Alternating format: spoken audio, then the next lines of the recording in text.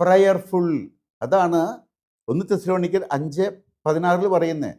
എപ്പോഴും സന്തോഷത്തോടെ ആയിരിക്കുക, ഇടവിടാതെ പ്രാർത്ഥിക്കുക. അപ്പം സ്ഥിരമായിട്ട് പ്രാർത്ഥിച്ചാലാണ് ആ സന്തോഷം അനുഭവിക്കാൻ പറ്റത്തുള്ളൂ. ആ പ്രാർത്ഥനയാകുന്ന ചക്രങ്ങളിൽ കറങ്ങുന്ന വ്യക്തിജീവിതമായിരിക്കണം എൻ്റേത്, നിങ്ങളുടേത്. So we will be really happy.